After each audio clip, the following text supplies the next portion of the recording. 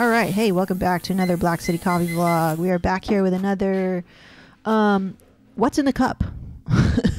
But I've already cupped it, so I'll just show some B-roll in the back here. But this is the new coffee that I've sourced from Hasea. It's a Costa Rica Hacienda Sonora Villa Sarchi natural coffee. And what I want to show you guys is right after I'd finished roasting those in the last video. It's just going up right now. It's going to be called Approaching a New Coffee and Developing its Profile, I think. I proceeded to let this coffee rest for a solid 48 hours, and I was really cutting it because we had a really busy day yesterday, which would have, probably around 3 p.m. that would have been the timer up on a 48-hour rest, something like that. And I wasn't getting home until like 9 that day. Randomly went to go fish, whatever. So I was like, dang, I really got to get in there at that 48-hour window, because then I'll know for sure what a 48-hour rest with naturals tastes like, looks like, all that stuff. And I was really kind of cutting it close. So it's a little bit after a 48-hour rest. So let's just call it a 2-day rest, okay? So I roasted 2 batches of this, what we're calling now Pioneer, okay? Which is that Costa Rican coffee. And here was my first attempt. I want to show you. Here we go. And then I want to show you my second attempt, which I feel like I nailed it. And I was so proud in a way, because I was like, wow, this is so cool that I'm finally understanding how to generate a sort of profile and taste profile that I love. Like, it's not about, for me, it's not about do I do it the way that somebody else says I should. It's, am I able to bring out the things that I taste in my sample roast, transfer that over to my production roast, because I have no control really over my sample roast. I just know I need to roast it light, and then maybe do 2 or 3 variations of a light roast in the sample roast. And then how do I transfer that into my production roast, where I have complete control, or pretty much complete control. So this is what I came up with.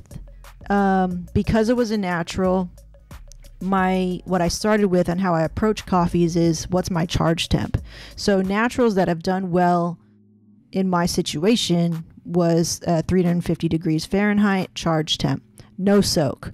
Okay, so disregard this. It says 386. I have no idea how to make that adjustment, but I don't really care, because I already know from my own personal notebook that I keep in my apron that it's 350 charge. Okay, so, and no soak. I just been not soaking anything anymore. Wait, this is not the first attempt. It wasn't the first attempt. Okay, this is the first one, because that's 408. So let's view. Whoops, I don't want to get out of this. 408. Okay, so I already labeled that one. Okay, here's the first attempt. Okay, so this is the first attempt, and I was going pretty gently because it was a natural. And during the video when I was roasting, I was like, I'm just gonna see what the coffee does, or let the coffee tell me what it's going to do, in lieu of what I was interpreting from what Trevor said from Sabbath Coffee, shout out. Okay, so we ended up with a 143 turning point. Now at this point I was like, oh, this is kind of early. All right, so maybe this is maybe I'm running too hot or whatever, or this is normal of a natural, right? Taking on heat much easier than, say, a washed coffee, where a washed coffee, this might be a little bit later. Okay, green to yellow transition at 423 at 297, and verifying in the sight glass with smell and sight, and the trier.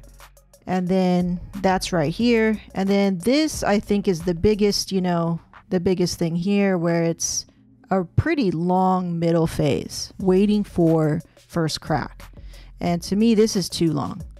To me, this muddied the flavors in the cup. That's what that tastes like to me. So even though I was like, dang, like, and maybe I could have saved it. Whereas like having a really long middle phase meant having an even much shorter third phase. Maybe that would have saved it. Maybe if I cut it off at 6%, 7%, something like that. Because again, the coffee is still roasting even though you drop it. Still very, very hot, right? It doesn't just stop when you drop the coffee.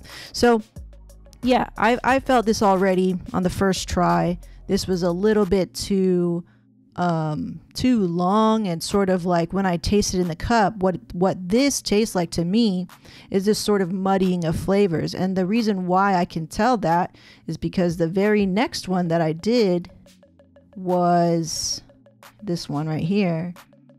The very next one that I did was a much or shorter, like a little bit more standardized, like what I like to do in the middle phase, and then keeping this about I dropped it at 8%, and then it kind of landed at 9, I guess. But I remember when I was writing down in my notes, it was 8%. I was like, cool.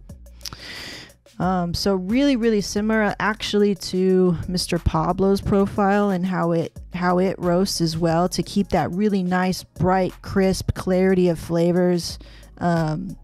That's what I mean when I say that this coffee is layered, in that, you know, when you roast it this way, or in a light roast where you can maintain all those nuance, versus the more you roast it, all those layers now start to blend together and start becoming a little bit more homogeneous, right? But I paid, you know, 7 something. Let's take a look at it. How much did I pay for this per pound? $7.10 per pound. I'm not going to me, like, economically, I'm like, why would I want to take away from this price that I paid and turn it into a $5 coffee per pound, right? Like the Terrazoo, which I love Terrazoo.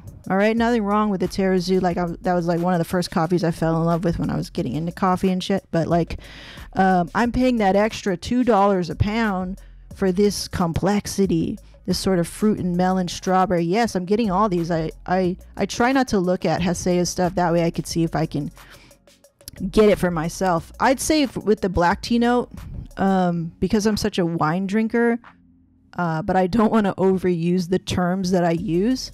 Definitely, I've got a little tannin-like, wine-like thing going on in this coffee, and that's why this coffee was so appropriate to place Mr. Pablo, since Mr. Pablo was all sangria vibes and stuff. But yeah, so where are we here? Boop, boop, boop. This shortening up of the middle phase, because in comparison, right, so I was a good, I don't know, minute longer with that first attempt, and that minute longer in the middle phase definitely turned all those nice clarity of layered flavors into a little bit more homogeneous flavor note in the cup. Now, you're only going to taste that, I think, if you're well practiced in your palate and you have 2 of them side by side. You can taste that difference. And that's when I said, oh, I changed this to just being another roast profile to being the Pioneer Master Light roast profile, because I taste the difference that here is where it's better. The clarity of flavors is better. By shortening up this middle phase, still keeping the last phase pretty long. This stays pretty much the same, but this is where I've developed some more juiciness, crispiness, and again, keeping those nuance of flavors. So I think it's important to share that, because like, I just really didn't get that or understand that until I did like my training with Mike, and I didn't really put it into practice and know it and execute it until now, when I'm trying to roast better coffees. But this is definitely what he was talking about, and it was a little bit over my head at the time, but I was like, I'm gonna get it. I'm just not gonna get it in this 3-day course. But now, almost 6 months later, I'm like, oh, I see, like this feels good. And it didn't take me too long to get to a profile that I feel that is sellable, that celebrates this coffee, that you know, this farmer, Don Alberto, really pioneered. That's why I called it Pioneer. And I'm getting all these terms and all this information from haseacoffee.com, Hasea Coffee Source. Check it out. Link will be in the description. I mean, they're always linked on the site somewhere. But he pioneered the natural mutation and experimentation that you could do as a farmer, you know, at the source to create and innovate in the cup. So he's there, he's cupping his coffees, which that's so cool to just see farmers being really hands-on about, you know, the product they're producing, and not just producing a product for cash, but producing a product for art, cash and art, of course, you know. So yeah, that's why I called it Pioneer. And when I was reading these great information that Jared and team puts together for the coffees that they source, like, I just kind of paraphrase it in my own way, how I interpret what I'm reading, and I put that back on the site so that I can build a bridge between whoever's drinking this coffee or wants to try this coffee, and where it's coming from, right? So, yeah, you could check them out here. So they gave it an 86. That's proper, right?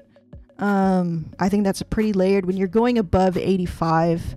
So it's 86.25. So, I would like to see where it really scored. I think flavor wise, that's probably where it scored the best. Acidity wise, probably scored really good there. Body is like a medium for me. Finish is a pretty good finish.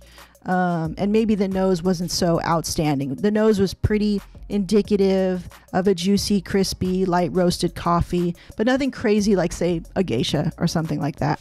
So as I'm thinking about the score and kind of like using Jared's, you know, stats here, his score, what he said about the coffee, his tasting notes, even his roasting notes, using this sort of as a measuring stick, but not relying too much on it. I think that's really important, not to rely so much on it, just in the stage that I'm in a way that I'm trying to challenge myself to use my own experience, my own methods, my own way of like understanding versus somebody telling me one-to-one what to do, right? I said that before in the last video, because I'm trying to test myself.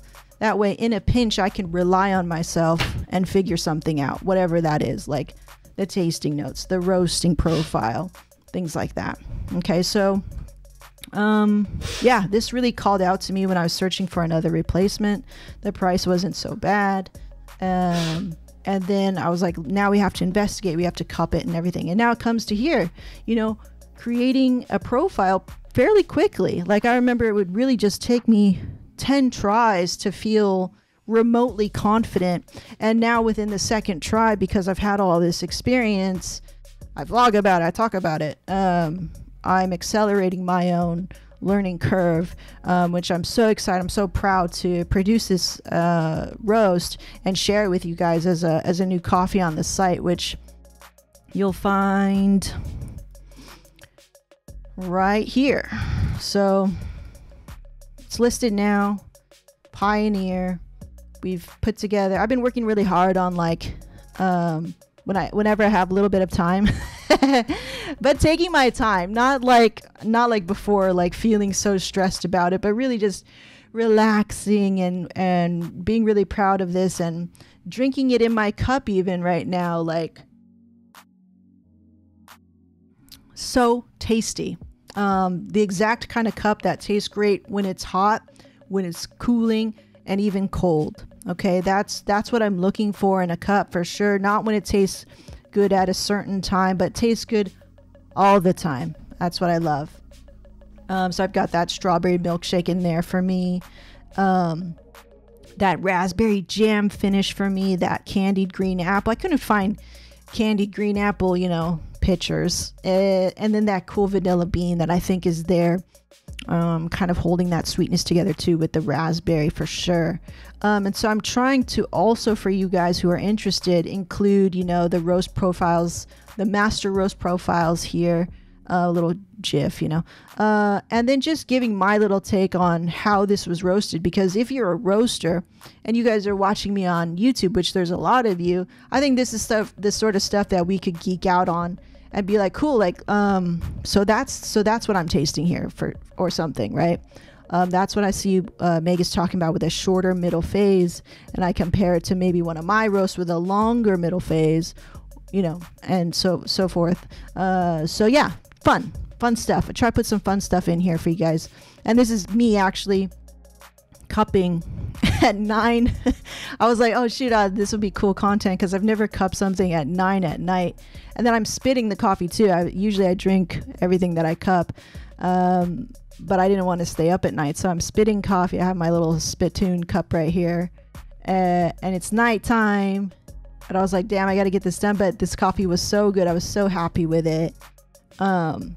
And I'm really happy that I feel like now at this time, I feel like I'm getting what I'm paying for, because I'm not messing up.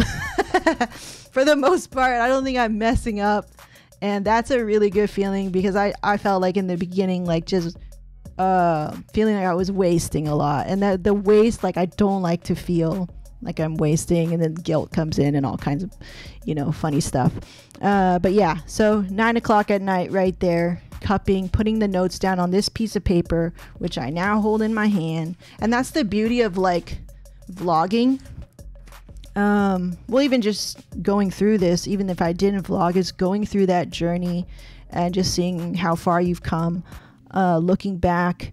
And I always have a pleasure in, you know, taking this thing. It's like, it's raw. Nothing has been done yet, really, or it's still in the process, right? There's a lot that's been done in that raw seed went through a lot. Like this farmer, he did so much to pack within every single seed, you know, coffee seed, all this flavor. And now it's up to me to turn the key and unlock it. And then not only that, if I figure that out, package and present it in a way, you know, that can speak to other people or build a bridge for other people, so that they take that hand and go, ooh, let me try, let me check it out. And then if it speaks to them, then maybe they share it to somebody else. So it's just like being a part of that chain of that, you know, circle of life, you know. That's a cool feeling. And I always feel that too, like the first time that I'm packaging new coffee, like something like that. And our labels are a little different too. So shout out if you notice the new little nuance difference. A couple of you guys have ordered over the weekend, so you'll see that when you receive your coffees this week. But yeah, so if you're on the Roaster's Choice, I'll send this coffee out to you as we have it. And yeah, so you'll get to see the new labels. Well, they're not really new. They just got a new little thing to them now. But yeah, so that is Pioneer. That's our new coffee. I'm really proud of it. All the details and links, so that maybe if you want any more information about it, they're there in the description or on the site and stuff like that. But yeah, that's how I came up with this profile, the cupping notes, and the backstory behind all that stuff. Okay, all right, we'll see you in the next one. Bye.